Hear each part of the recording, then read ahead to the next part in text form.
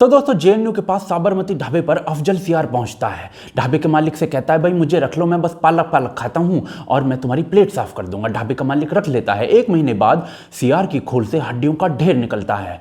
ढाबे का मालिक कहता है क्यों बे पालकबाज, तूने मुझे क्या बनाया? सीआर कहता है वही जो तू है। यही कहानी हुई प्रतीत होती है लल्लन टॉप के एडिटर सौरभ द्विवेदी के साथ। निष्पक्ष पत्रकारिता की खीर बना रहे थे, दूध की जगह जलजीरा डाल बैठे। सौरभ द्विवेदी का नकाब उतरा है, दिखाएंगे आपको इस वीडियो में। बने रहिए हमारे साथ, देखते रहिए आज की ताज़ा खबर।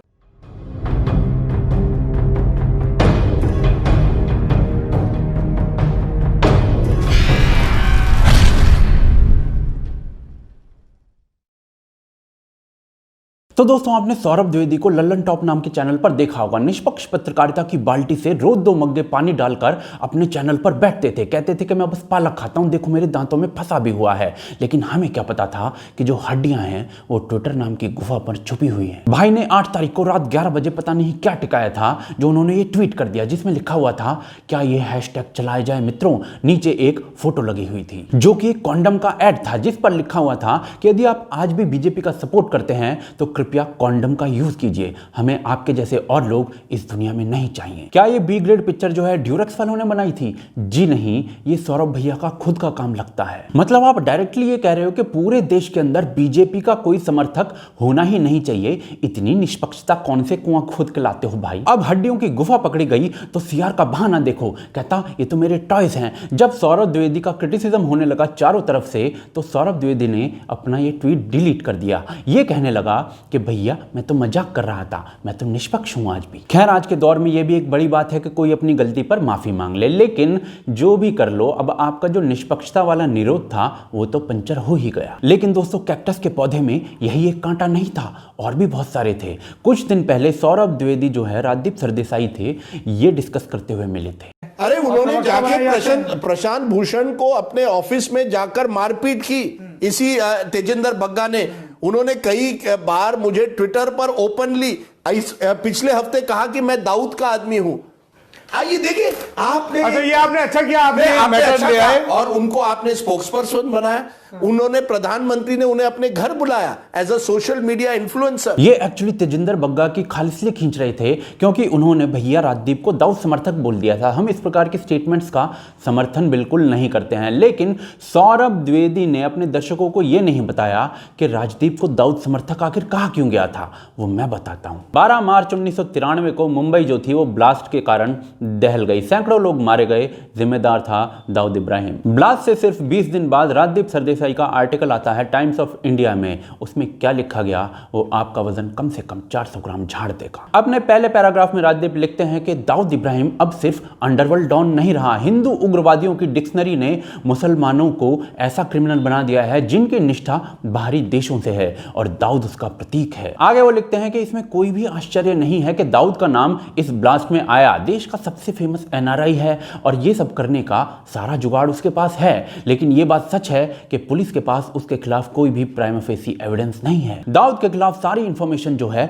वो इंटेलिजेंस से आ रही है। ये वही इंटेलिजेंस है जिसे देश के अंदर 1000 किलो आरडीएक्स आता हुआ पता नहीं चला, और अगर दाऊद दोषी है तो सरकार उसे एक्स्ट्राडिएट क्यों नहीं कर लेती है। राजदीप आगे लिखते हैं कि दाऊद पर इल्जाम के बहाने कुछ हिंदू उग्रवादियों के संगठन पूरे मुस्लिम समाज पर इस कॉन्स्पायरेसी को थोप रहे हैं और इसका मोटिव साफ है। हिंदू उग्रवादी अपने घृणात्मक कैंपेन के अनुसार गजनी को मंदिर तोड़ने वाला, औरंगजेब को असहिष्णु, जिन्ना को देश का विभाजक, शाही इमाम को रूढ़िवादी, शाह बानो केस को सूडो सेक्युलरिज्म का केस दिखा रहे हैं, और इसी कड़ी में दाऊद इब्राहिम को भी डेमन बनाया जा रहा है। अयोध्या के बाद हुए दंगों में हिंदू कट्टरपंथियों के द्वारा अपने एक्शंस को जस्टिफाई करने के लिए एक दुश्मन को क्रिएट किया जा रहा है। और अपने आर्टिकल के लास्ट में राजदीप सरदेसाई लिखते हैं कि बाल ठाकरे के अनुसार यदि पाकिस्तान के खिलाफ मैच खेलते हुए कोई भारतीय टीम को सपोर्ट कर रहा है तो वो बाल ठाकरे के अनुसार असली देशभक्त है। तो शारजहां के अंदर मैच चल रहा था भारत पाकिस्तान का, उसके अंदर दाऊद इब्राहिम भी तिरंगा लहरा रहा था। पूरे आर्टिकल का लिंक डिस्क्रिप्शन में दे रहा हूं, जरूर पढ़िएगा। अब आप ये सोचिए कि ये आर्टिकल क्यों लिखा गया होगा मुंबई ब्लास्ट से सिर्फ 20 दिन बाद। दाऊद इब्राहिम के सपोर्ट में? शायद नहीं, या दाऊद इब्राहिम के खिलाफ जो लोगों के अंदर इमोशंस आ रहे थे उसको मेलो डाउन करने के लिए? शायद हाँ। इस्लामिक टेरर अटैक के आर्टिकल में हिंदू उग्रवाद शब्द बार बार क्यों यूज हो रहा था मुझे ये समझ में नहीं आ रहा है, लेकिन सौरभ द्विवेदी जी के सामने राजदीप सरदेसाई अपने टिंडे की सब्जी को बार बार शाही पनीर कह कहकर बेच रहे थे और सौरभ द्विवेदी कह रहे थे भाई सब खाओ, गाय के दूध का पनीर है। लेकिन दोस्तों बात दाऊद इब्राहिम पर थोड़ी खत्म हो जाती है। याकूब मेमन पर राजदीप सरदेसाई लिखते हैं कि हमें आत्मचिंतन करना चाहिए कि याकूब जैसा व्यक्ति जो कि कुछ साल पहले तक चार्टर्ड अकाउंटेंट था, एक कमरे के घर में रहता था, वो आतंक के कार्य में कैसे लिप्त हो गया। हिंदुत्व के ठेकेदारों के नारे मुस्लिमों के दिमाग पर क्या असर करते हैं, हमें सोचना होगा। ये सब कुछ वैसा ही था जैसे बुरहान वानी गरीब हेडमास्टर का बेटा था, लेकिन दाऊद और याकूब के प्रति सिंपैथी पैदा करते हुए प्रतीत हो रहे ऐसे आर्टिकल के बावजूद भी राजदीप के सामने सौरभ द्विवेदी अब्बा जब्बा डब्बा मोड में दिखे थे। इतना ही नहीं, बैटमैन बनकर हार्वी डेंट को बचा भी रहे थे। लेकिन क्या ये इकलौता ऐसा एग्जाम्पल है? जी नहीं। जब संसद के ऊपर अटैक हुआ था भारत में तो राजदीप की लस्सी में मलाई पड़ गई थी, वो गिद्ध बन गए थे। सुनिए खुद। Great ideas. All this was done at 11:15 as we were driving to Parliament. We entered Parliament. Within 5 minutes of us entering, we heard gunshots, and Parliament had been attacked by terrorists. One of our first reactions was my cameraman said, "Sir, chaliye." I said, "Chaliye kahan? Yahan rukna hai." I told him actually close the gate of Parliament. Get that guard to close the gate, which they were about to do.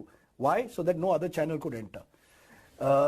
So that एक बार हमारी story, and then those days there were fewer channels also. I said, यार ये story हमें करनी है, आप मजा करो. Wine forgotten, kebabs forgotten. It was a great day. You know, we are like vultures. We feed on these moments. These are Afzal Guru के बेटे के 95% नंबर आने पर उन्हें इतनी खुशी हुई थी जितनी हमें 370 के हटने पर हुई है, लेकिन अफजल गुरु के बेटे ने यह कहकर उनके ऊपर छपाक कर दिया। उन्होंने थोड़ी अजीब चीजें भी लिखी, मतलब अपना ही मिक्सअप किया है कि मैं इंडियन सिटीजन प्राउड। और दूसरी चीज मैं बोलना चाहता हूँ कि how can I be a proud Indian citizen. उन्होंने मेरे पापा को मारा है। They have done injustice with my whole family. They have done injustice with whole Kashmir. तो मैं कैसे प्राउड कर सकता हूं इंडिया का। बुरहान वानी के अंदर जब भारतीय आर्मी ने पीतल भर दिया तो उसको भगत सिंह से कंपेयर करने लग गए थे, और जब 2019 का चुनाव नरेंद्र मोदी जीत गए तो कहने लगे कि नरेंद्र मोदी को भैया मसूद अजहर को कांग्रेचुलेट कर देना चाहिए। मसूद अजहर ने पुलवामा किया तो मोदी जीत गए, नहीं तो रेस 3 बन जाती। अमित शाह को थैंक यू कार्ड देना चाहिए, राहुल गांधी को, कांग्रेस पार्टी को,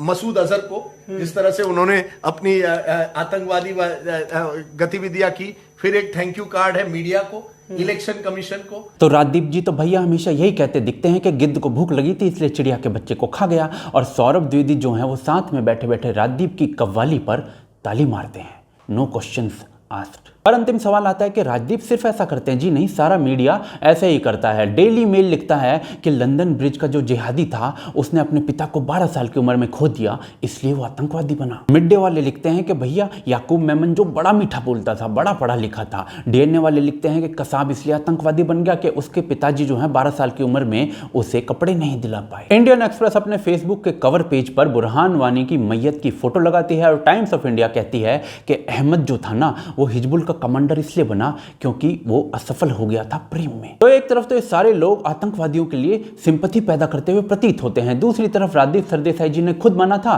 कि 2002 के दंगों में ना मोदी का हाथ नहीं था, हम लोगों ने जानबूझकर एक्सेसिव अटैक किया था। You believe that he was directly responsible for the riots? No, he was not. I even say that, and I wrote that in my first book on the 24th. It was unfair of us to say that Mr. Modi or anyone is responsible for the riots, in the sense he didn't ask for the riot, he didn't incite violence. तो भैया ये सारे media का हाल है। शायद सौरभ जी भी ये बात जानते होंगे, इसलिए उन्होंने राजदीप जी से कोई क्वेश्चन ही नहीं किया, जबकि क्वेश्चन बनता था। लेकिन न्यूट्रल होने का जो नकाब आपने पहन रखा था अपने चेहरे पर, वो तो भैया 100% उतर गया है। शायद इस दुनिया में कोई भी इंसान न्यूट्रल नहीं है। फिलहाल सब चंगा सी, और राजदीप करता मेडिसन स्क्वायर पर दंगा सी। अब सौरभ जी जो हैं वो राजदीप से प्रश्न पूछेंगे या नहीं जो हमने कहे हैं हमें नहीं पता। हम तो बेहद भोले आदमी हैं, आपको पता ही है, लेकिन आप लोग जानते होंगे। आप हमें कमेंट करके बताइए। साथ ही साथ हमारे काम को सपोर्ट करना चाहते हैं और अपनी आवाज़ को और आगे तक लेकर जाना चाहते हैं तो हमें सपोर्ट कीजिए patreon.com पर। एड्रेस स्क्रीन पर देख सकते हैं, आप आई बटन में देख सकते हैं, या फिर डिस्क्रिप्शन के अंदर लिंक दे रहा हूँ। इसके अलावा ट्विटर पर, फेसबुक पर, इंस्टाग्राम पर, सारी जगह पर हमें फॉलो करिए, लिंक डिस्क्रिप्शन के अंदर हैं। हमें सब्सक्राइब कर लीजिए, बेल आइकॉन को दबा लीजिए। आप देख रहे हैं आज की ताज़ा खबर। जय हिंद, जय भारत। अब भी जिसका खून न खौला खून नहीं वो पानी है, जो देश के काम ना आए वो बेकार जवानी है।